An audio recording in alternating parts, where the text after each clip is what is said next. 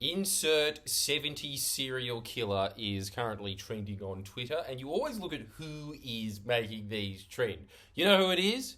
You do know already, don't you? Because it's your girlfriend that's watching it. Yes, it's women. Women are obsessed with serial killers. They read it like they read romance novels. It is a very skewed in that favour audience. And I know why. As I know everything. So you better subscribe and like, because every single thing that's ever come out of my mouth is on point. Prove me wrong by finding out by staying around. And, then you can write something snarky later. It doesn't matter. It's all part of the algorithm. So why are women attracted to serial killers? Because this is what's happening here. They'll always just be like, I don't know, it's just interesting. But there's something more biological than that happening there. In fact, I remember reading this book ages ago. It was one of the most insightful books I've ever read in my life. I found it extremely interesting. And how good's this title? You ready for this? Dangerous Men, Adventurous Women. Ooh. And it was a bunch of romance novels, so Mills and Boon, that kind of stuff. The writers of those romance novels, which I really do. If I were to ever have a sex change, you're going to see me in an all pink house with one of those poodle hair things with like a long cigarette, lounging around on an equally pink lounge, being like, I just like being surrounded by femininity. I really like the idea of being a female romance novel writer. What a fun job that is. Actually, my teacher did that on the side and used one of the romances between me and somebody that I was dating at the time in high school as one of the inspirations for a book. But that is another story for another time. Let's just focus on this for a second. In Dangerous Men, Adventurous Women, there is this ever-prevailing idea as to what makes the quintessential man that is the love interest and the woman. Now, these play into the narcissism of the female psyche. Yeah? So what you need to think about is like romance novels are pretty much pornography for men. Women get sexually aroused usually by emotions that are running around. So there's a certain type of emotion that these female authors type into to just hit that and just be like, yeah, you're moist, are you? Are your lips quivering? And so one of the main things that they're always talking about is this concept of the man in it. Think about something like Beauty and the Beast, for instance. The man in it has to be a sexual threat, i.e., what gets a woman moist, according to these women, is the idea that this man has the capacity to murder and rape. However, he has put that inside himself, put it in his cage, to tame the beast within and become a civilized man just for her. Doesn't that make evolutionary sense? If you were a cave woman, ladies, help me out here. If you were a cave woman and there was a caveman in all of his glorious, slightly less hair than a modern day Greek man, but still quite a lot of hair, walking around with his huge cave dick, he walks in, he has just clubbed another guy to death, dragging it behind him, and then starts ripping apart the carcass, and then turns around and goes, "Milady." See, this is the whole thing. Guys wearing the fedoras today, you've got the last part down pat, you just need the abs and the ability to murder men, and I highly recommend you do that. Just an insane thing to say. Look, the thing is, what they want is someone who is threatening. They want someone who is threatening, the ability to do harm, but has civilized themselves specifically for her. Because, what does that mean? Ultimate protection. In the ancient world, that is protection. To the core. They're sweet and sensitive to you, and they go outside and bust some fucking heads in like a footy player. Except for the footy player isn't sweet and sensitive. And, on top of that, I think that sociopaths and psychopaths intuitively know that that's the case. And because they actually are dangerous, they have that part down pat. And usually sociopaths, because they're such empty vessels and they just do whatever they want to get their goal, doesn't matter if somebody's living or not, as long as they're just getting what they want out of life. They have that mentality, And so they pick up pretty quickly what works and what doesn't work, pretty much just through trial and error. And then you get those kind of things where they just end up murdering 50 women like Ted Bundy, yeah? But in every woman's mind, this is why it always works out. They always think that they're going to be that one woman that Ted Bundy didn't murder and had kids with and loved. In the sexual erotic world, right? Like on a logical level, there would be a lot of women that would say like, yeah, I guess so, and they're not. But I'll give you another example. Charlie Manson, if you ever go back and listen to interviews of that man, even as a heterosexual man, I'm just like, fuck, he's hot. He is. He's so hot. And I'll get into the reason for that as well in a second, because there's another part that is intriguing to women about that. But we're just getting through the main portion of that, which is sexual threat is attractive.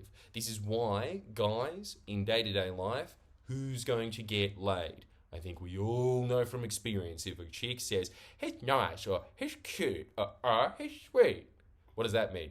You remind me of a baby that I haven't had yet that I hope one day turns out to be my son. When they say, while smiling, you're a dick, that guy getting his dick shit, man. Always that. Always remember that. Cocky funny. You're such a dick while smiling. What is that? That is somebody who has, on a subconscious level, they've realized that they have those kind of, that weird dichotomy that they're looking for. The person that has the ability to protect and do damage. That's what they realize there, because there is that cocky funny element there. Humor is one of the most evolved parts of the brain. It shows a level of creativity and a level of cognitive capacity that other do not have. So if you are able to emulate that, that's why women are always saying, I want somebody with a sense of humor, because it also shows that you have control over the more caveman-y aspects of your brain. That's why one of those things are up there, but then if you're just too much of a clown, then no, because it's not that right sweet spot of combination. The next part, and this also goes back to evolutionary biology, yeah? The other part of it is, if you go look at most mammalian societies, so we'll use the walrus, because if there's one thing that I think relates to modern human beings, especially if you look at America, it is walruses, these 300-pound pieces of shit that lay on the beach all day. And in their society, as it were, of, just Brazilians being like, yes, I'm getting some rice, mates. Even though they're in the Arctic, terrible place to choose, but whatever. They don't have the ability to muscle Spanish people off of their beaches, so they're just relegated to the shit ones. They always have that one alpha male, the leader of men. How good is this? You know what he's called in their society? A beach master.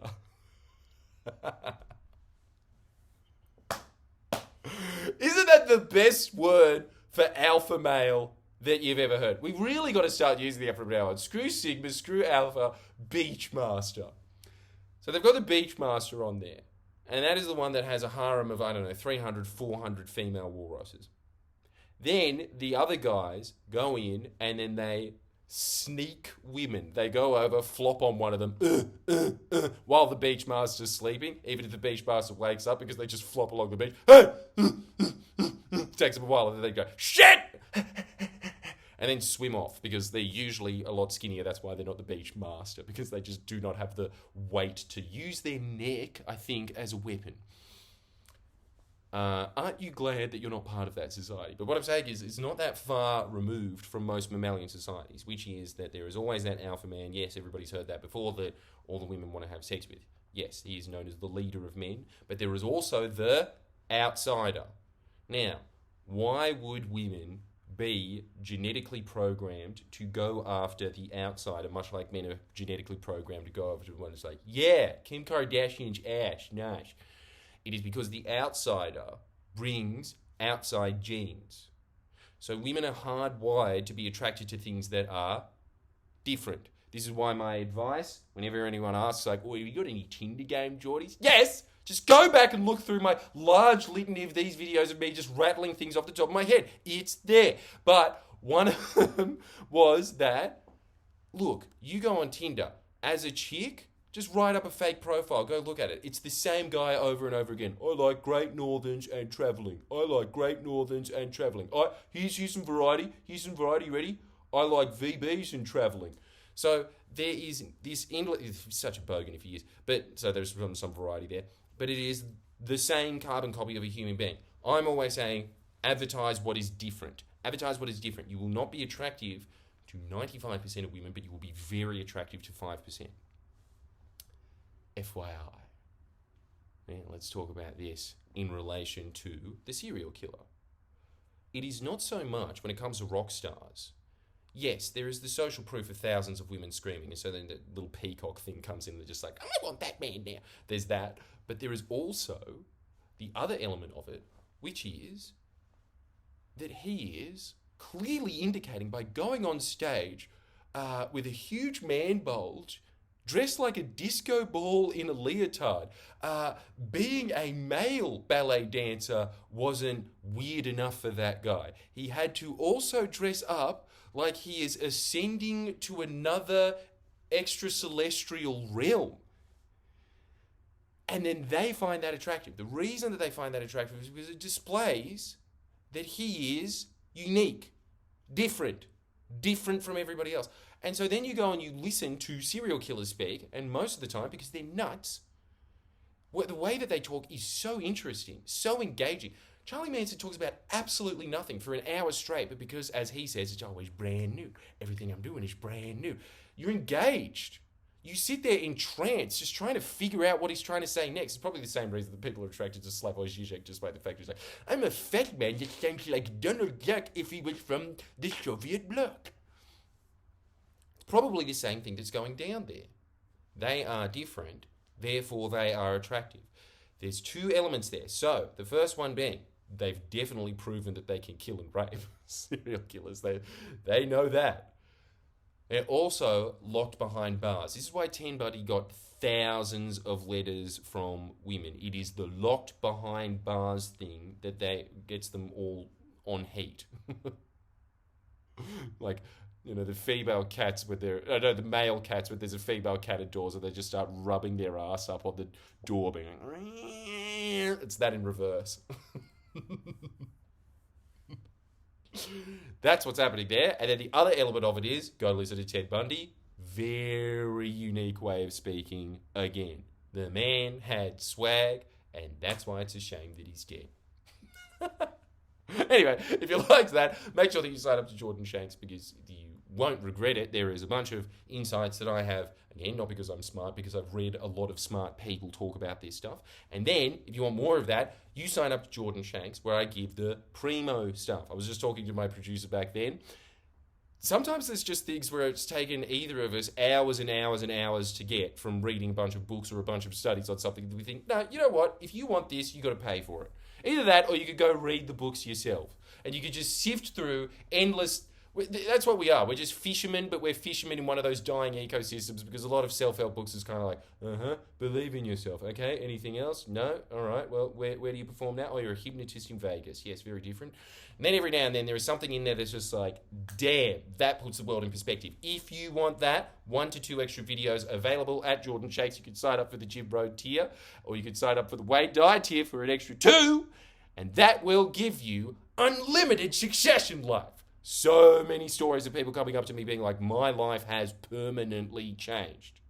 I have gotten a better agent. I have gotten a girlfriend. I have gotten my dream job. I have become a millionaire. I get those stories anywhere that I go across the country now, because they listen to Jordan Shanks. And if you sign up, you're on the fast track. It is a tiny investment in yourself, the most important thing on earth. To you. You would probably get signed up into a war, and you would be machine gun fodder if this was the Anzac days. But it's not. So the other way, just become machine fodder for my bank account. Sign up, and I'll see you next time.